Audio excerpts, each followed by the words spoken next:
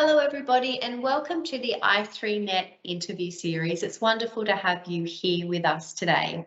I would also like to kick off by acknowledging the traditional owners of the lands that we are meeting upon today and having our interview from, and for me that's Dharawal country. So today we have a very exciting interview with Beti Kristevski, who is the Regional Manager for Illawarra and South East with ICN. Welcome, Beti, to the interview today. Thank you, Bianca. Thanks for having me. Well, it's so exciting to have you with us today, Beti. Thank you so much for joining us. Probably what we'll do is we'll kick straight off, Beti. If you could introduce yourself, your role, and maybe just also mention what ICN is in case people don't know of what ICN is. Yeah, wonderful. I'll do that. So Beti Kristevski, I'm obviously the new regional manager for the Illawarra and southeast of New South Wales for ICN. And it's funny, I'm quite new, so it's been 5 weeks, I think, since I've been in this role. And I remember going for the interview and I Googled what is ICN, because I never knew about ICN prior to that. And then I got ICN New South Wales come up and it was the bodybuilding competition. And I went, that can't be what I've applied for. So what I might do is just, yeah, it'd be good to really identify. ICN stands for Industry Capability Network in Australia, and it was created about 35 years ago in partnership with the government. And I guess the purpose was to accelerate local industry participation, increase economic activity and employment opportunities, I guess, for local industry. So my region is Wollongong and southeast of New South Wales, obviously, so that's where my focus is. Although ICN, or Industry Capability Network, is Australia-wide, ICN New South Wales is state government funded, and it has been ever since, and is a non-for-profit organisation. And we work very closely with our colleagues across all the other states. A lot of industry experts and consultants within the business, and a lot of different products and services that are offered through ICN. But again, working in partnership for the key purpose of support in supply matching and with project procurement. So that's yeah. Sorry, cut you off there, Beti. Probably one quick question would just be, just to help the conversation today, your particular region that you focus on, what are the borders of that? I know that it does have Illawarra and Southeast, but what is that picture that you personally look after? So the Illawarra all the way down to the Victorian border. Right. To Queanbeyan, up the Southern Highlands and back into the Illawarra. So that's mine. Okay, that's quite the region, Beti. Yeah. Have I got red eyes? Because I've been travelling most recently, so. You look fantastic, actually. Oh, well, I hope you've got some good podcasts to go with all of that travelling. No, that's awesome, Beti. And one question that I had for you that I wanted to ask is, I guess for organisations who heard of that introduction, what would be the main benefits for organisations to be involved with ICN, and how would a company introduce themselves to you and to ICN? Okay, so what I might start with discussing is how ICN tends to get involved with projects. So when we say projects, it's historically state significant projects that we tend to be involved in, or public or private company projects that are over a certain amount or value. So project owners will come to Industry Capability Network in order to flesh out the supply chain and ensure that delivery will be met. So we perform that supply chain matching and support their procurement process. So ultimately, if you peel all that back, for my region, I need to make sure that I'm very familiar with the businesses that are in our region, what their capabilities are, and how those capabilities might fit into the projects that are currently in the pipeline or will be in our future pipeline.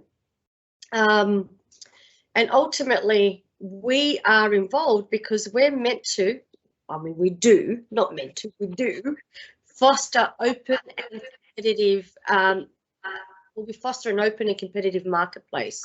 So my job is to ensure that when projects are not only intended in planning, because we do get involved even at that stage, but even when they're about to hit the ground, that any work packages that are available get broadcasted and ensure that there is fair, full, and reasonable opportunity for organisations to get involved and express interest for those projects or work packages. So that ensures that local industry participation remains strong. And particularly for me, in my region, I want to make sure that a lot of our businesses in this sort of area are putting their hand up and flag themselves for potential projects in the future. Fantastic. That's really great, Beti. And for the organisations that are interested to find out about those projects, how do they do that part? Okay, so ICN has what we call the ICN Gateway. It's the technology that really supports us as the consultants and the greater ICN network. And that technology is like a database. And what organisations need to do is they need to be registered on that database. So that's how I find out about the organisations in our area, outside of working with you guys and all the other sort of networks within our space. I mean, it'd be good to know exactly what the capabilities are of those organisations, and the Gateway allows companies to actually document that. So once that information is in the database, for instance, what the company does, what their current products and services are, what they want to be working towards, what their major projects, or the major projects that they've won in the past and the projects they're looking for in the future, once all that's in the database, we have the capability then to mine that database for general inquiries and work packages that come up through the ICN network. Now, outside of the marketed work packages that we advertise on the ICN network, ICN get approached consistently, I guess would be the right word, from project buyers, especially when they're looking for additional supply chain solutions. Right. Yeah, and that could be projects large and small, but it could be even just a general inquiry, or when they're trying to build capability towards a potential project in the future. They'll come to us and go, who do you know? Like, who's in your database that can do A, B, and C? So we would go to that database consistently to find the people. So I think if there's one message I want to give to your members is you have to be in that database. No, you have to, but it's a good idea to be. It's a free service. The registration process isn't a 5-minute thing, but if you put the time and energy into ensuring that your profile's available, you don't know what opportunities it might lead to in the future. Yeah, definitely. So just to mirror back, there's various opportunities. It's not just the work packages that are showcased on there. It's making sure that you have a presence on the network, but having a profile there, because not only then can your information go forward for particular packages, but for things that happen behind the scenes that you find out about, Beti, you can share the information out. Absolutely. So when your business is known to ICN, your business can be included in the work we do. The introductions we can make, and we can market and promote your business to I guess the buyers or the project buyers that we work with consistently, which includes state government departments. No, that's fantastic. And actually, one of my next question was about setting up that that profile. Yeah. Is there, I guess, would you be able to share some things about what would make an organisation really stand out when they're setting up their profile, or things that people definitely should do? Yeah, okay. I'm going to go back to the real basics. It's having the correct primary contact in that profile. And if that primary contact leaves your organisation, please update your profile. Things like being very specific with locations.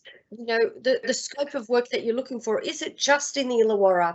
Does it go beyond New South Wales? So being very specific around around, I guess, where you're prepared to go for work.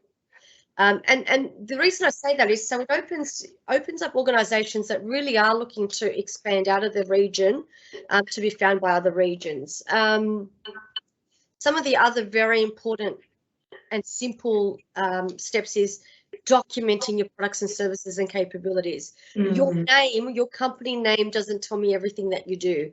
And a lot of times I'll create a distribution list of potential suppliers. And when the buyer looks at the website or the company name or the summary of profile, the reality is the company hasn't included everything that they can do. So they've applied for a work package or a component of work that isn't articulated in any other platform of marketing that they've got out and available to the public. So, you know, if you're doing the work and if you've done it before, make sure it's on your ICN profile.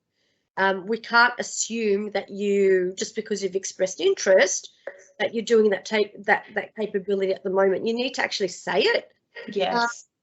Does that make sense? It really does, Beti. I think it's making sure that, yeah, people don't just assume you know what the work that you know, an organisation would know the work they do because that's the work they do. But unless they actually detail it out, somebody new coming in, you know, wouldn't necessarily know that. So I think there's some really good tips. One thing that I was wanting to ask you was around the support that ICN provides, and does ICN provide support for people when, for example, they're putting in an expression of interest for a project, or is ICN more just a portal? I just wanted to find out, was there a level of support that ICN offered organisations that are wanting to go for these projects? Yeah. When we talk about the portal or the gateway portal, I think since I've come into the role, a lot of people have compared it to something like a tendering portal, and it's not that, right? It's just where we collect the information and the knowledge. And ultimately, industry capability network is more than just that portal. And you've got, like I said, a network of people that support the process. And the idea is that I'm here as a consultant to support the business in ensuring not only that their profile's up to date, but that that I'm communicating with those project buyers and those suppliers consistently around what's happening around a work project or work package. So support that you can get from ICN goes beyond just listing your profile. Like, there's no reason why a supplier can't go, Beti, you're currently working on the Bluescope project, the Realign, number 6 for the furnace. Tell me a bit more about this particular work package. Yeah, this is what I do. Can you come and have a look at my business and see whether you feel, based on the information you have, whether we're meeting that competency requirement? So that is my job. My job is to make sure that I'm communicating both ways around what the end outcome needs to be. Yeah, okay, that's really great. Thank you, Beti. And we will be sure to include the best ways for people to reach out to you below the video as well. So that way people can really connect with you and have those conversations. One question, you mentioned the Bluescope packages at the moment. Would you be able to talk through, I guess Bluescope would be a good example because it's live at the moment, just about, you know, what the process is, what the time frames are, how that feedback loop happens. What could somebody expect that we're going through that process with ICN? Wonderful. Okay, great question, Bianca. So we do have currently 12 open work packages for the Bluescope blast furnace reline. And, you know, I guess in speaking with Bluescope, the commitment really is around ensuring we engage local industry and supply.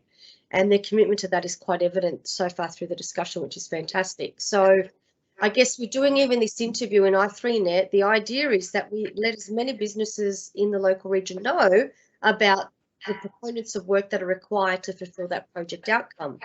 And from that, we advertise the work packages. What happens is an organisation can have a look at the work package and go, yep, I can do that, or I really want to be considered for that work. So then what we do is take the information in Gateway around the company once they've expressed interest, and we produce that list to the project owner. And generally what happens is the project owner will come back to us and go, we feel that we need more information. And they don't always do that. That's why I say it's really important to get your profile right. And we'll go back and communicate the progress with each of those people that have expressed interest. Did that answer the question? It did answer the question, and I think it's good for people to be able to get a sense of that with a package, you know, and those opportunities that are currently you know, live at the moment. I'm not sure, Beti, if you can share if there's any exciting opportunities coming up on the horizon, or anything that you wanted to talk about, you know, in addition to the Bluescope that's live now that our members may be interested in. Yep. I laugh because I'm thinking I really do want to tell you about some local major projects that are coming into play and that will be slowly but surely brought to market soon. Great. But I just can't right now. That's okay. That's fine. I think. But in saying that, I think, you know, now that we've got this i3net collaboration, your members will be the first to know. So as soon as I get the green light and go, they're here, they're now, get ready, this is what it's going to look like, then I'll be very much communicating that to you, Bianca, and your team. Amazing. Thank you so much. That's really exciting, Beti. And what we'll do is as soon as that information comes out hot off the press, we'll make sure that we distribute that to the members via an email, so they receive that in their inbox and they can get that information straight away. Now that is very exciting. I'm just having a quick look at the list of questions that I had, and I think we've actually gone through all of them. Was there anything, Beti, that you think I should have asked you when I haven't? What I might do is just quickly touch on a few, when we talk about what might be coming into play, what I might touch on is current projects that we have on the Gateway portal at the moment. So great. Fantastic. We've talked about Bluescope, yep, for the local or the local scope at the moment. In New South Wales, I mean, in short, we all know that the new New South Wales is Newcastle, Sydney, Wollongong, and I mean, it's not, but they say it is, right? So, or is it? I don't know. But what I'm trying to say, Bianca, is that I'd really like to see a lot more local organisations applying for work packages in the Sydney area. So we've got the Botany Rail duplication project and work packages up there at the moment for local businesses to consider. Western Sydney International Airport at Badgeroo Creek in the west, that's, you know, there's currently some work packages available for consideration, and I think there'll be more coming quite soon. Great. Snowy too, we still have a few work packages coming up, and from what I understand, there'll be work packages ongoing for the next couple of months, so please watch that space, and all of this is on our Gateway. And another one is the new Sydney Fish Market, a simple thing like the metalwork package that's up and available at the moment until the 18th of July. I'd like to see a lot more of our local businesses applying for that work. Definitely. South Wales. There's been a lot of discussion around clean energy and some really positive state and federal government initiatives over the next couple of months. So we are expecting more wind farms, solar farms, hydro hubs and work packages related to that coming into play, not just locally, but across New South Wales. And also industry capability work, industry capability network. There's a lot of work for defence, and we have currently some work packages in Wagga Wagga for the Defence Estate Redevelopment Program out there, and I think it's worth looking at as well.